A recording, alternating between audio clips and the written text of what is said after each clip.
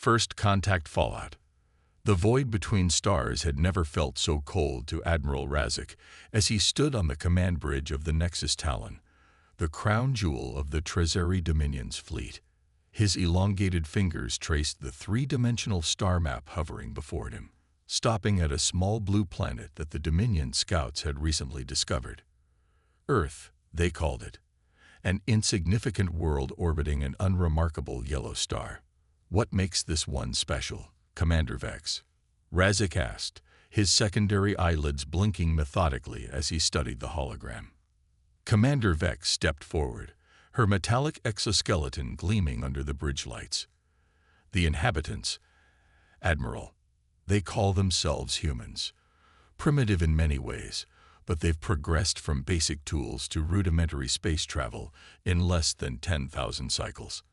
The Council finds this concerning. Razik scoffed. Concerning? The Dominion has conquered civilizations that were building star drives while these humans were still hunting with sharpened sticks. Yes, Admiral, but their rate of development is unprecedented. The Council believes we should act now, before they become a true threat.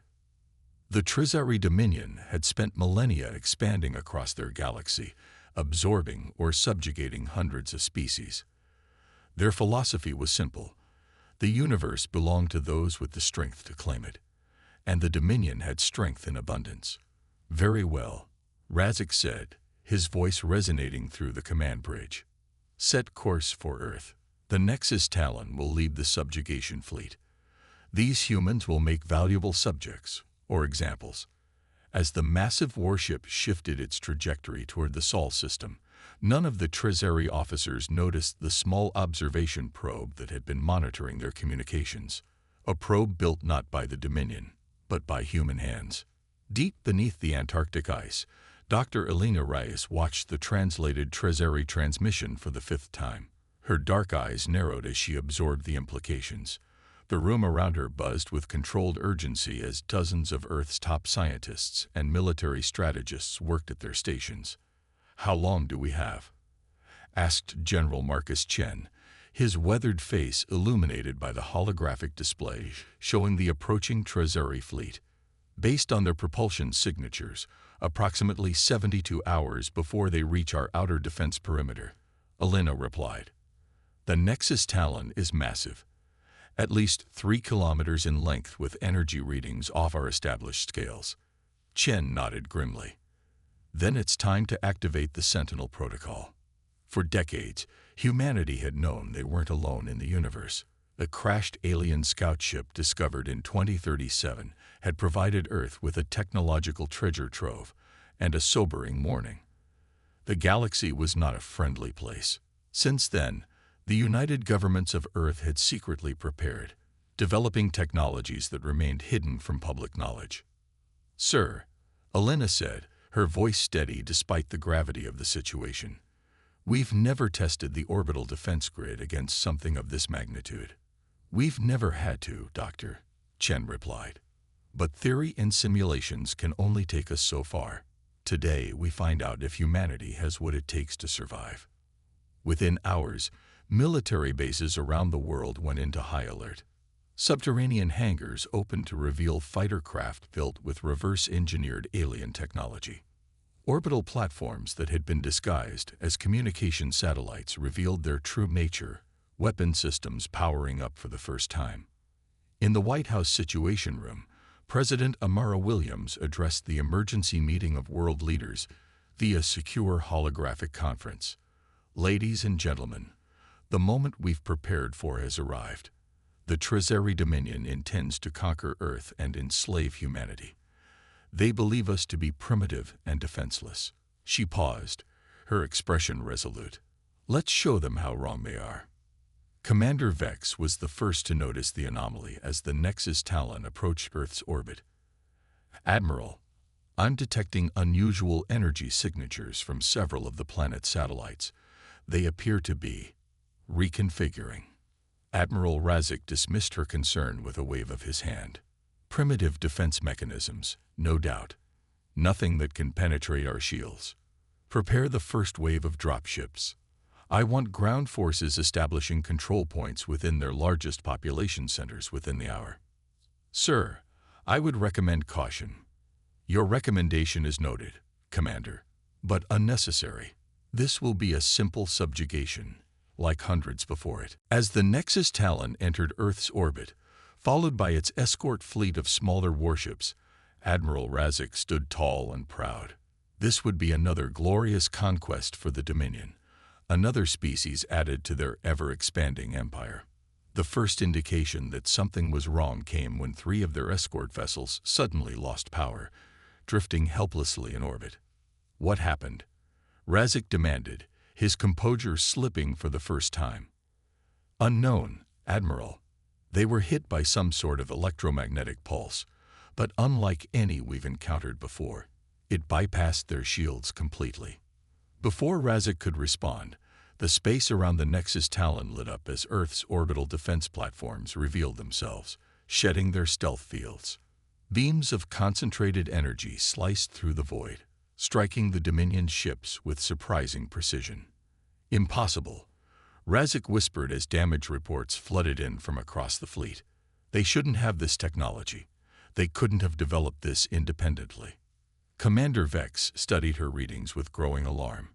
Sir, these aren't primitive weapons. The energy signatures match Zovari technology, but with modifications we've never seen before. They're targeting our shield generators specifically. How could they possibly know the vulnerability patterns of our shields? Razik snarled, slamming his fist against the command console. I don't know, sir, but they're not stopping at our defenses. Vex's voice held a note of grudging admiration. They're launching fighters, thousands of them. Small craft, but fast, with energy signatures similar to our own scout ships. On the view screen, Razik watched in disbelief as swarms of Earth fighters emerged from the planet's atmosphere. They moved with unexpected speed and coordination, engaging the Dominion's larger vessels in formations that seemed to constantly shift and adapt. Clever, Vex murmured. They're analyzing our response patterns and adjusting their tactics in real time. For the first time in his long career, Admiral Razik felt the cold grip of uncertainty. The simple subjugation he had anticipated was rapidly evolving into something much more challenging. These humans fought with an unpredictability and adaptability he had never encountered. Pull back the dropships, he ordered. Regroup the fleet in defensive formation. We need to reassess. As the Dominion ships withdrew to a higher orbit, the crew of the Nexus Talon watched in stunned silence as Earth's defenses continued to track them, ready to engage at a moment's notice. How? Razik demanded of no one in particular. How could a species this young be so prepared for us? Commander Vex had no answer, but she couldn't help but feel a grudging respect for these humans. The Dominion had clearly underestimated them, a mistake they rarely made, and one they might not survive if they couldn't adapt quickly enough. In the vacuum of space, the standoff continued. The first battle for Earth had ended in an unexpected stalemate, but both sides knew this was only the beginning. The Trizeri Dominion had never failed to conquer a world they targeted, and they weren't about to start now. And humanity had spent too long preparing for this moment to surrender their planet without fighting to their last breath. The real war was just beginning.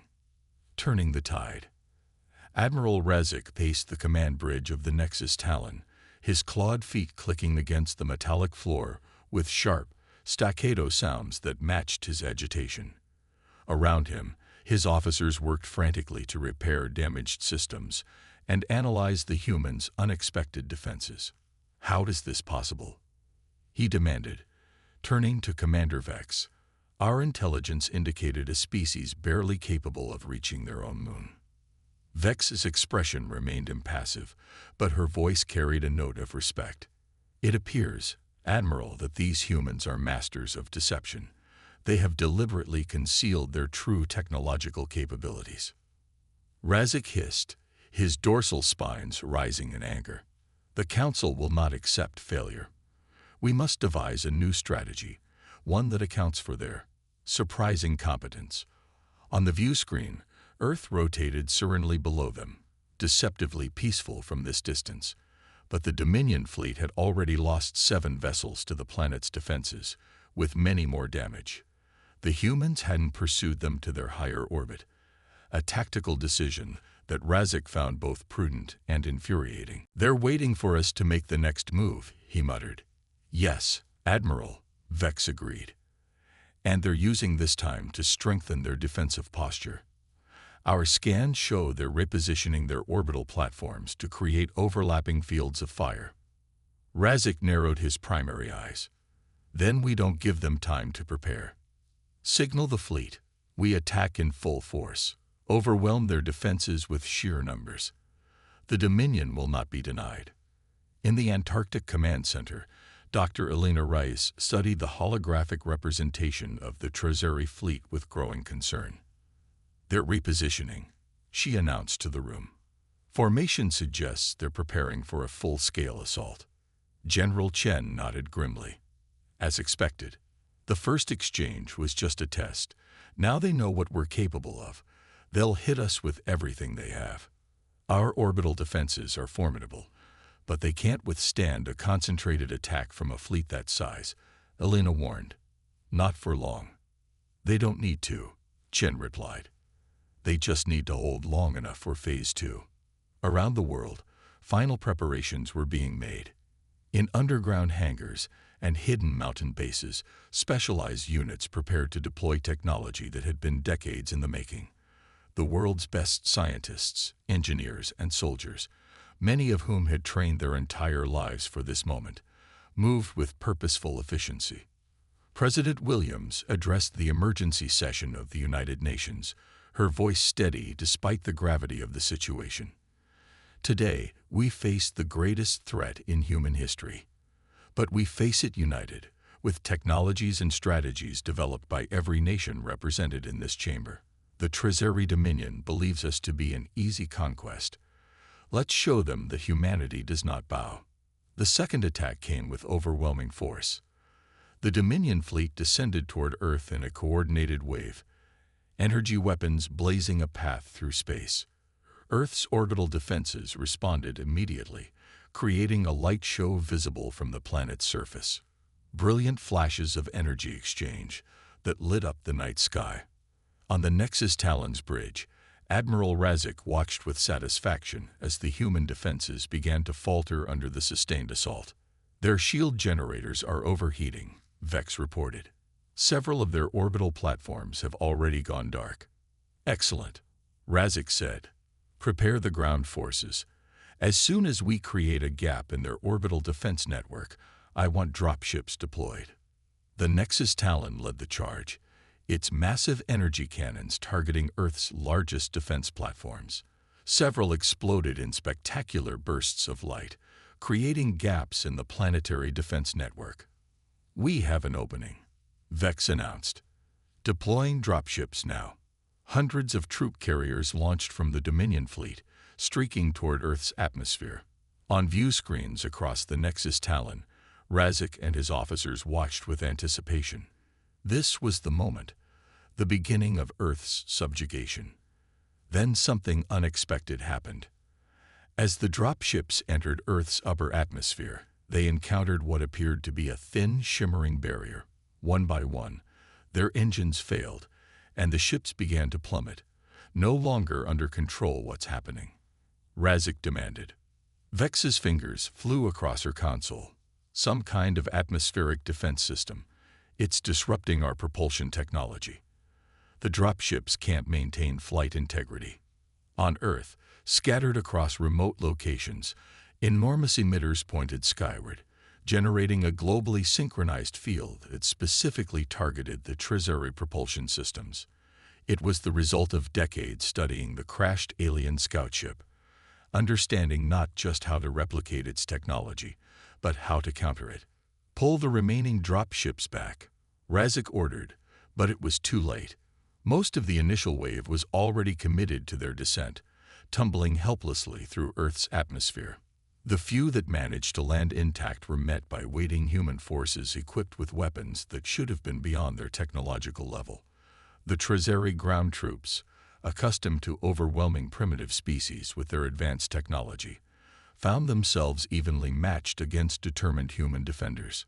Back on the Nexus Talon, Razak faced a decision he had never anticipated: whether to continue an increasingly costly invasion or to withdraw and reassess. "Admiral," Vex said quietly, "we're receiving reports from the surface. The humans are using modified versions of Zovari and Kelrath technology that was lost when those civilizations fell to the Dominion centuries ago." Razak's expression darkened. "How is this possible?" Unless they'd been preparing for us specifically," Vex finished. "Or for someone like us." Before Razak could respond, the battle took another unexpected turn. From Earth's oceans, massive structures began to rise, platforms carrying energy weapons that oriented toward the sky. From hidden mountain bases, launch rails extended, sending thousands of small, agile fighters into the atmosphere. They'd been hiding their true strength, Razak realized aloud. Everything we've encountered so far has been their first line of defense. The ocean platforms fired in unison, sending concentrated energy beams through the weakened sections of the Dominion fleet. 3 more warships exploded, their debris creating a hazardous field in Earth's orbit. "Admiral, we should withdraw," Vex urged. "This planet is more trouble than it's worth." Razak snarled, his pride battling with his tactical sense. The Dominion never retreated. They conquered or they died trying. But as he watched another of his ships split apart under the human counterattack, he knew that continuing would risk the Nexus Talon itself, the pride of the Dominion fleet. "Signal the remaining ships," he said finally, each word painful to pronounce. "We will withdraw to the outer system and request reinforcements from the Council." As the Dominion fleet began its retreat, human fighters pursued, harassing the larger vessels and preventing them from regrouping effectively. The Nexus Talon itself took several direct hits before it could clear Earth's gravitational influence. In the Antarctic Command Center, cheers erupted as the alien fleet withdrew. General Chen didn't join in the celebration, his eyes fixed on the tracking data. "They're not leaving the system," he observed to Dr. Reyes. "Just regrouping." Elena nodded. "We've surprised them, but we haven't defeated them. Not yet. But we've shown them something important," Chen said, a small smile finally breaking through his stoic expression. "We've shown them that humanity isn't an easy target, that we'll fight for our home with everything we have." "And we've learned something too," Elena added. "Their technology has vulnerabilities. Their tactics can be countered. They're not invincible."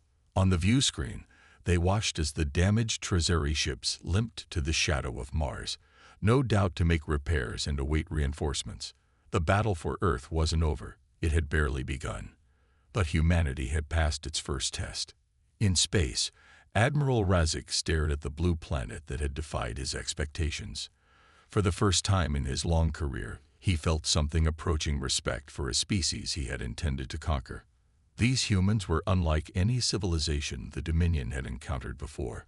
They had taken technology from multiple alien sources and adapted it in ways the original creators had never imagined.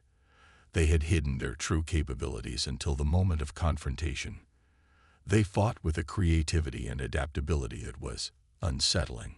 "Perhaps," he said quietly to Commander Vex, "we have found a worthy adversary at last." Vex studied her admiral carefully. "The Council will not be pleased." "The Council is not here," Razak replied. "They have not seen what these humans can do. When our reinforcements arrive, we will not make the same mistake twice. We will approach these humans with the respect they have earned."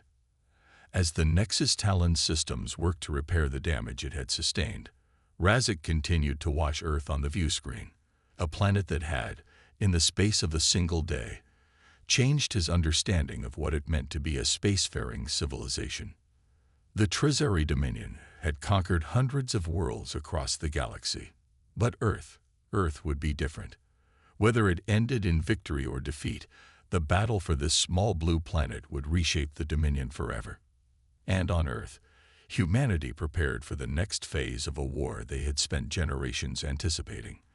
They had passed the first test, but the real challenge was yet to come. The Trezeri would return in greater numbers, with strategies adapted to Earth's defenses. But humans would be ready, with new technologies, new tactics, and the unbreakable determination that had defined their species since they first looked up at the stars and wondered what waited for them there. The war for Earth's future had only just begun.